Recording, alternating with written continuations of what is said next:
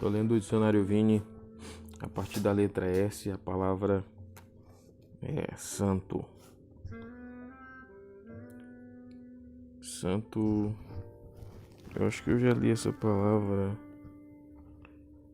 Kadesh, Kodesh, Kadosh, Kadosh. Mas vamos lá de novo. Kadosh, santo. Os idiomas semíticos têm suas formas distintas e originais da raiz. Uma significa puro e dedicado, como no acadiano, cadisto, e no hebraico kadesh, santo. A palavra descreve algo ou alguém. A outra significa santidade, como posição, ou como termo abstrato, como no árabe al-Qadus, o mais santo ou o mais puro. No hebraico, o verbo kadash e a palavra kadesh combinam ambos os elementos, o descritivo e o estático. A compreensão tradicional de distinto é somente um significado derivado e não o primário. A palavra kadosh é proeminente no Pentateuco, nos escritos poéticos e proféticos, e rara nos livros históricos. A primeira de suas 116 ocorrências está em Êxodo 19:6, e vós me sereis reino sacerdotal e povo santo.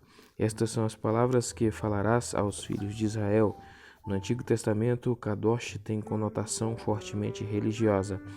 Em certo sentido, a palavra descreve um objeto, lugar ou dia para ser santo, com o sentido de ser dedicado a um propósito particular. E o sacerdote tomará água santa num vaso de barro, número 5:17. Particularmente o dia de sábado é dedicado como dia de descanso. Se desviares o teu pé do sábado de fazer a tua vontade no meu santo dia, e se chamares ao sábado deleitoso e santo dia do Senhor digno de honra, e se o honrares, não seguindo os teus caminhos, nem pretendendo fazer a tua própria vontade, nem falar as tuas próprias palavras, então te deleitarás no Senhor. Isaías 58:13. A prescrição está baseada em Gênesis 2:3, onde o Senhor santificou ou dedicou o sábado. Deus dedicou Israel como seu povo. Ele é santo pela relação que tem com o Deus Santo. Todos os israelitas são, de certo modo, santos como membros da comunidade do concerto, independente da fé e obediência, e se congregaram contra Moisés e contra Arão e lhes disseram: demais é já, pois que toda a congregação é santa. Todos eles são santos e o Senhor está no meio deles. Porque, pois, vos elevais sobre a congregação do Senhor? Números 16:3. O intento de Deus era usar esta nação santa como sacerdócio santo e régio entre as nações. Êxodo 19:6. Baseado na natureza íntima da relação, Deus esperava que seu povo vivesse segundo suas expectativas santas e assim demonstrasse que era uma nação santa. E ser-me-eis santos, porque eu, o Senhor, sou santo, e separei-vos dos povos para serdes meus. Levíticos 20:26. Os sacerdotes eram escolhidos para ministrar no lugar santo do tabernáculo templo, por causa de sua função como intermediários entre Deus e Israel e por causa de sua proximidade com o templo. Eles eram dedicados por Deus para o ofício de sacerdote.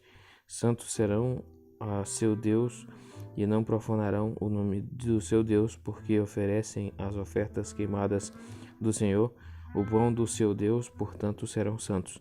Não tomarão mulher prostituta ou infame, nem tomarão mulher repudiada de seu marido, pois o sacerdote santo é a Deus. Portanto, o santificarás, porquanto oferece o pão do teu Deus. Santo será para ti, pois eu, o Senhor que vos santifica, sou santo. Levítico 21:6-8. Arão, como sumo sacerdote, era o santo do Senhor. Salmos 106:16. O Antigo Testamento ensina clara e enfaticamente que Deus é santo. Ele é o santo de Israel.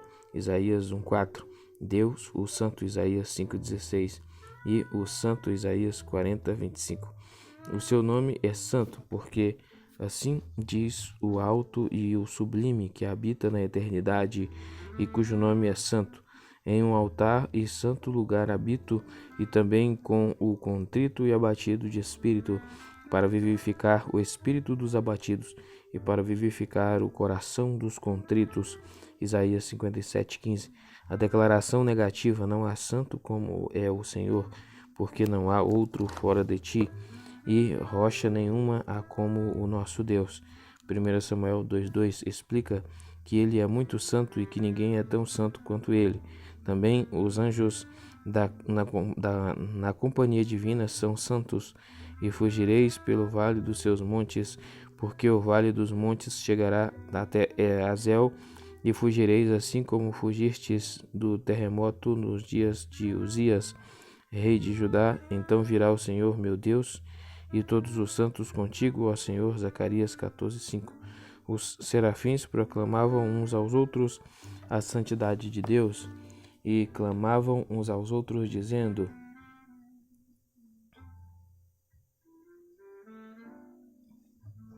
Santo, Santo, Santo é o Senhor dos exércitos.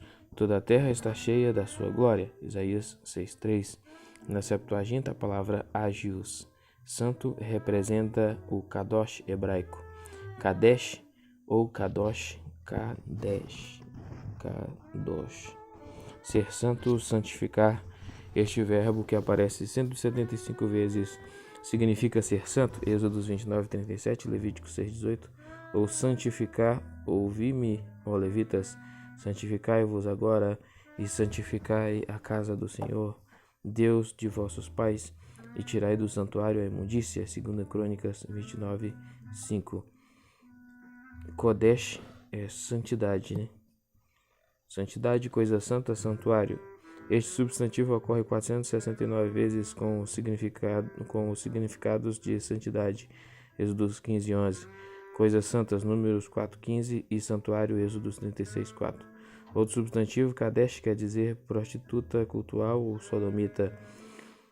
Não haverá rameira dentro dos filhos de Israel, nem haverá sodomita dentre os filhos de Israel. Deuteronômio 23:17. O substantivo é encontrado 11 vezes. Agora a palavra sará. Sará no hebraico é Rafa. Rafa significa curar ou sarar.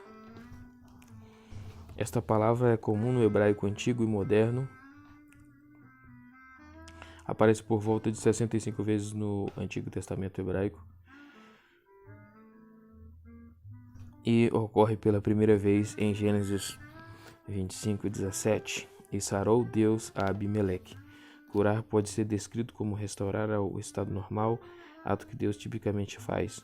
Assim, pedir a Deus por cura é comum. Sara-me, Senhor, porque os meus ossos estão perturbados. Salmo 6:2. Sara-me, Senhor, e sararei. Jeremias 17:14. Não são somente doenças humanas que são curadas, mas águas ruins são restauradas ao seu estado normal ou ficam sãs. 2 Reis 2:22. Água salgada é sarada ou tornada fresca. Ezequiel 47:8. Até cerâmica é sarada ou refeita. Jeremias 19:11. Numerosos usos de Rafa expressam cura da nação. Tal cura não só envolve a graça e o perdão de Deus, mas também o arrependimento da nação. A disciplina divina conduz ao arrependimento e cura. Vinde e tornemos para o Senhor, porque Ele despedaçou e nos sarará. Oséias 6:1. Deus promete: porque restaurei a tua saúde e sararei as tuas chagas, diz o Senhor. Jeremias 30:17. Até cidades e poderes estrangeiros podem saber que Deus sara, se eles se arrependerem. Jeremias 51:8.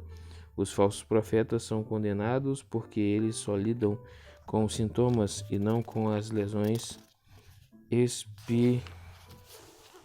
espirituais profundas das pessoas, e curam a ferida da filha do meu povo levianamente, dizendo: paz, paz, quando não há paz. Jeremias 6,14, veja também Jeremias 8,11. Agora a palavra Satanás. Satanás. Do hebraico é Satã. Adversário Satã. Satanás. Esta palavra aparece 24 vezes no Antigo Testamento. A maioria dos usos do termo se relaciona com a luta cósmica no mundo invisível entre Deus e as forças adversárias das trevas. No Salmo 38:20, Davi clamou porque ele era alvo do ataque dos seus adversários. Possivelmente Davi sofreu por causa dos erros que cometeu e, dentro da vontade permissiva de Deus, ele usou os inimigos de Davi para disciplinar o seu servo.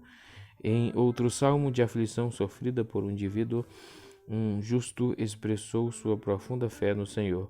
O escritor orou concernente aos que eram adversários de sua alma. Sejam confundidos e consumidos os que são adversários da minha alma. Cubram-se de opróbrio e de confusão aqueles que procuram o meu mal. Salmos 71:13. Ele expressou a realidade dos poderes das trevas contra um indivíduo que procurava viver para Deus. Os salmos imprecatórios exigem julgamento.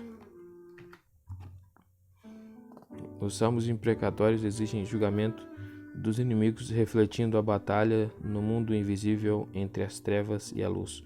Os inimigos de Davi se tornaram seus adversários, mas ele continuou orando por eles. Salmo 109:4. Porque esses inimigos lhe pagaram mal por bem e ódio por amor. O rei orou: põe acima do meu inimigo um ímpio, e Satanás esteja à sua direita. Salmo 109:6. Quando eles falavam mal contra a sua alma, Davi pedia a recompensa do Senhor contra seus adversários. Salmo 109:20.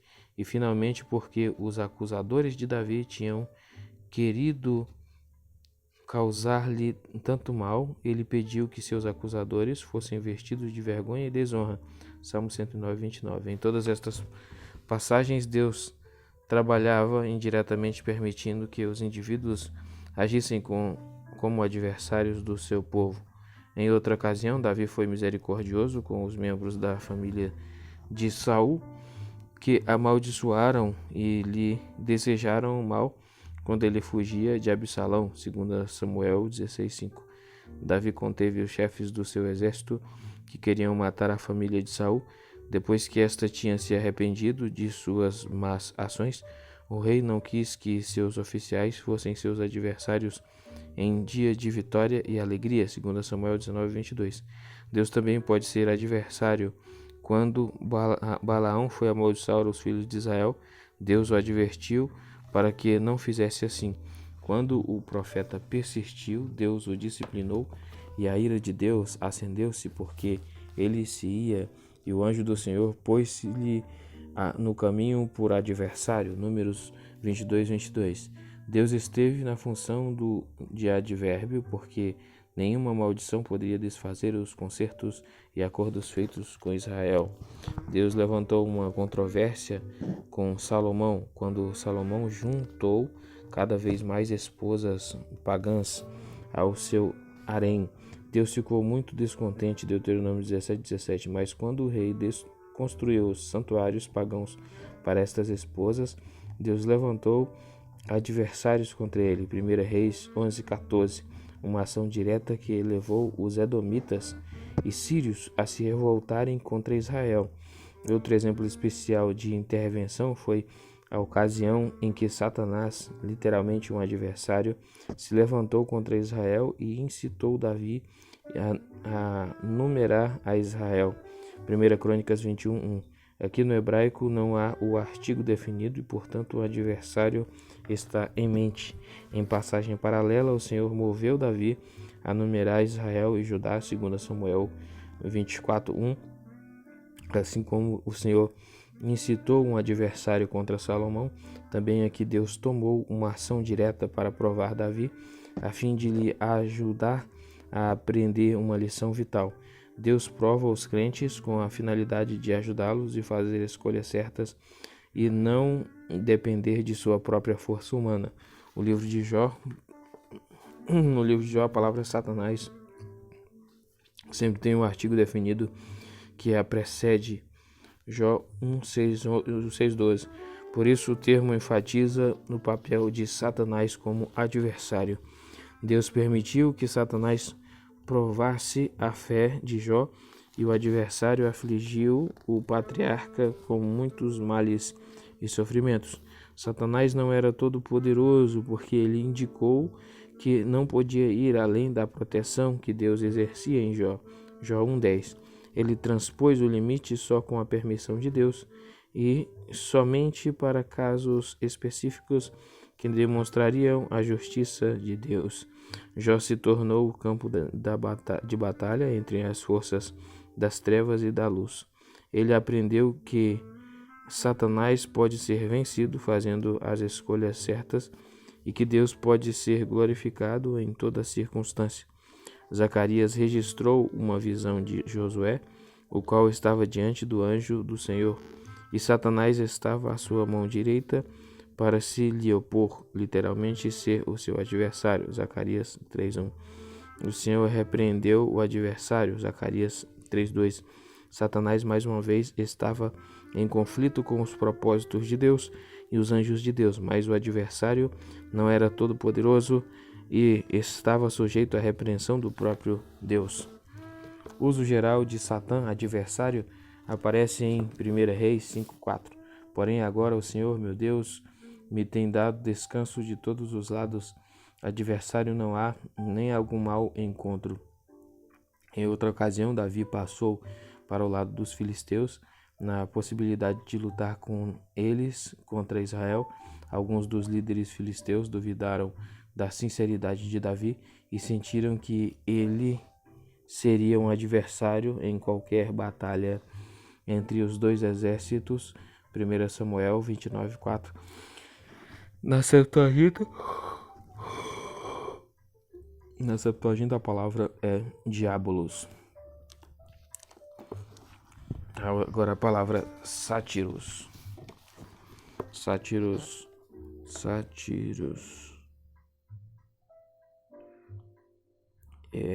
Do hebraico é satir. Isso. Sátiros. Demônios. Puxa, sátiros é demônio, não sabia. Esta palavra aparece 4 vezes no hebraico bíblico. Em sua primeira ocorrência bíblica, a palavra representa demônios. Alguns estudiosos a traduzem por sátiros e nunca mais sacrificarão os seus sacrifícios aos demônios, após os quais eles se prostituem. Levítico 17:7. Esta passagem demonstra que a palavra retrata seres que eram objetos de adoração pagã.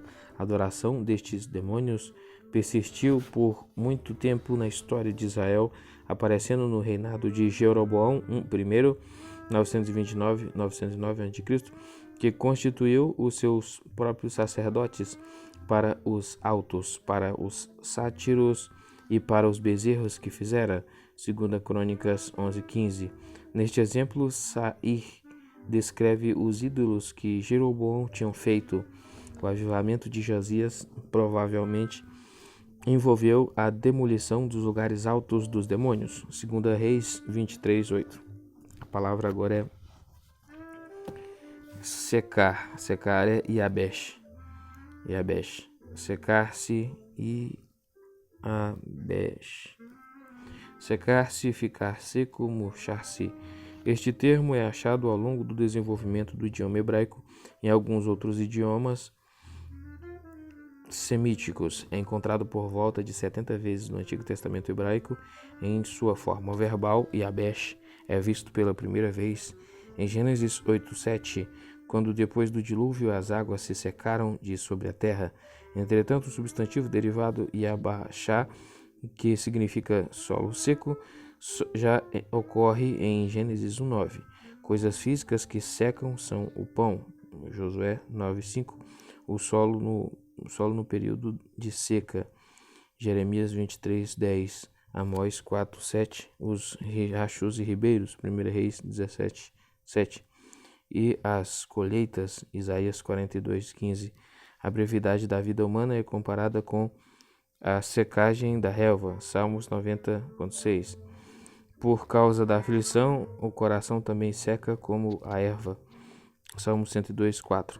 Na parábola da videira, Ezequiel compara o julgamento de Deus sobre Judá com a secagem de uma vinha. Aqui é arrancada, Ezequiel 17,9.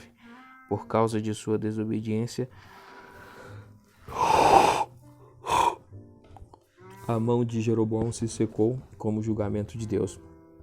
1 Reis 3,4.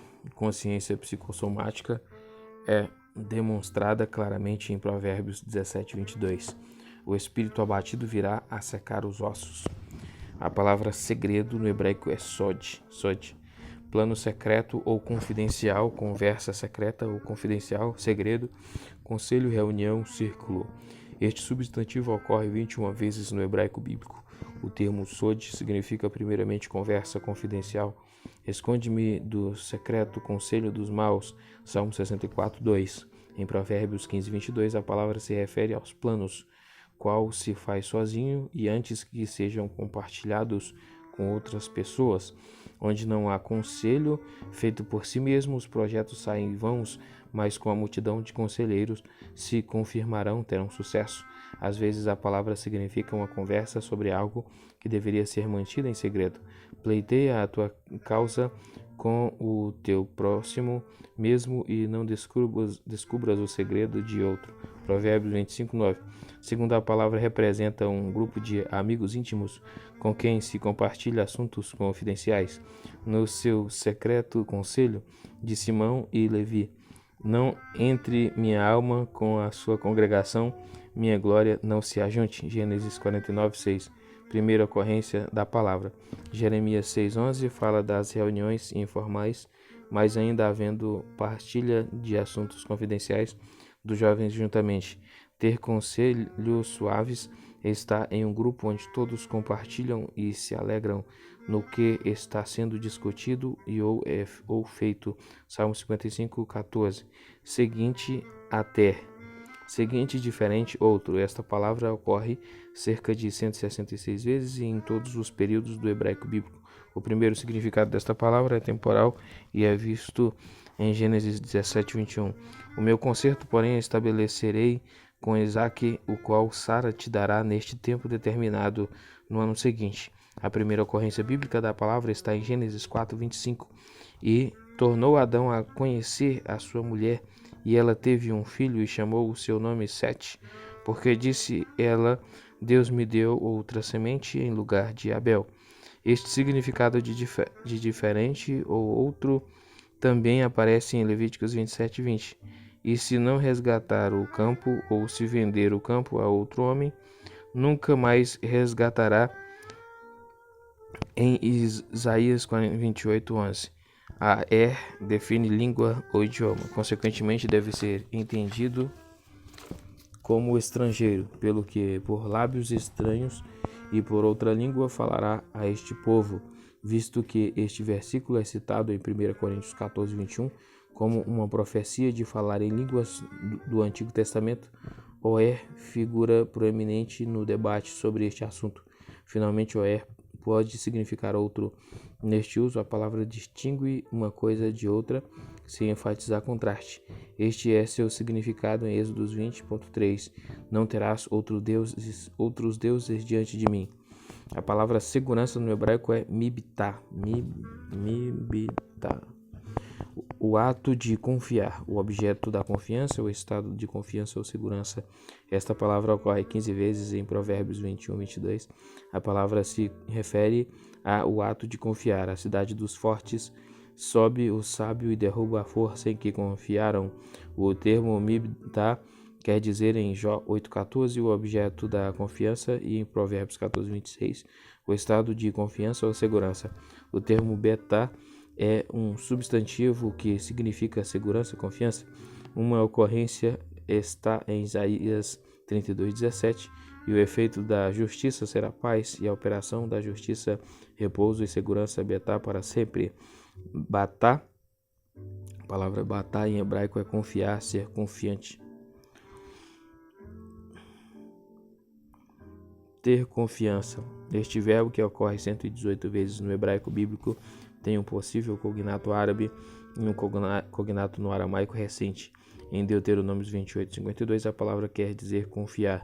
E te angustiará em todas as tuas portas, até que venham a cair os teus altos e fortes muros em que confiavas em toda a tua terra. A palavra beta ou betá, né? Acho que é beta. Significa seguro, confiante. Em duas passagens, esta palavra é usada como adjetivo que sugere confiança e segurança. E subiu Gideão e feriu aquele exército, porquanto o exército estava descuidado, confiante. Juízes 8:11, Isaías 32:17. De advérbio beta, com certeza. Significa com certeza, né? As ocorrências desta palavra aparecem em todos os períodos do hebraico bíblico. Em sua primeira ocorrência, beta enfatiza o estado de uma cidade que estava certa de que não ia ser atacada.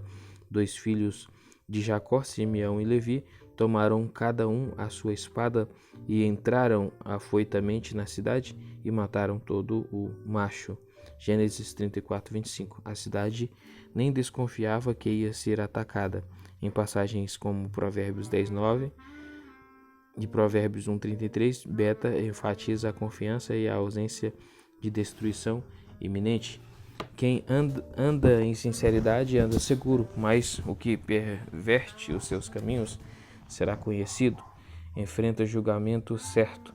Israel habita em segurança, independente de qualquer possível destruição ou perigo, porque Deus o guarda inteiramente. Deuteronômio 33, Deuteronômio 12:10. Esta condição é independente de sua fidelidade a Deus. Levíticos 25:18. No fim dos tempos, tal ausência de perigo é garantida pela presença do Messias. Jeremias 23:5. A palavra seio em hebraico é ek. Seio, colo, base. Os cognatos desta palavra aparecem no acadiano, aramaico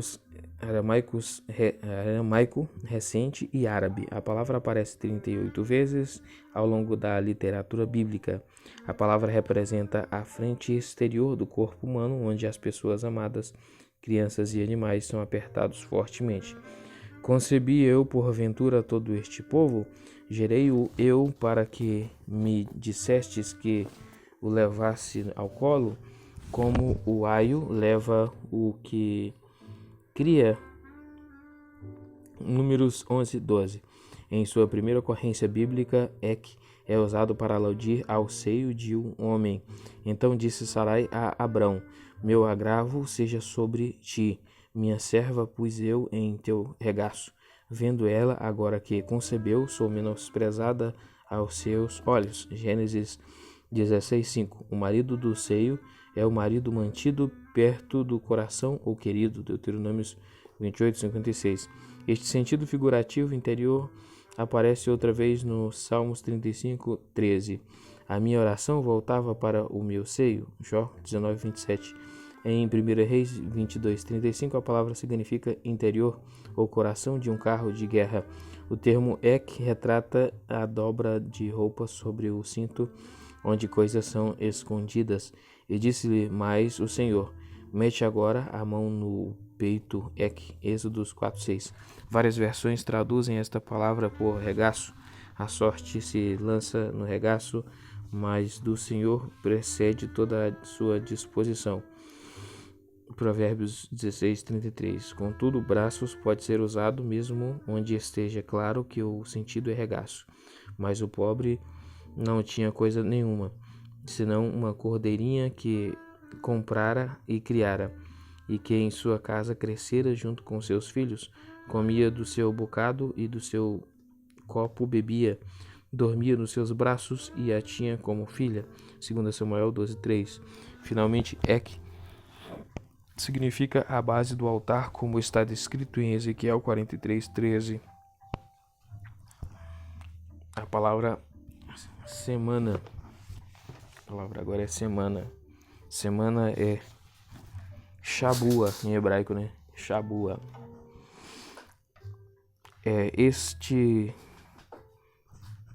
Este substantivo aparece por volta de 20 vezes no hebraico bíblico.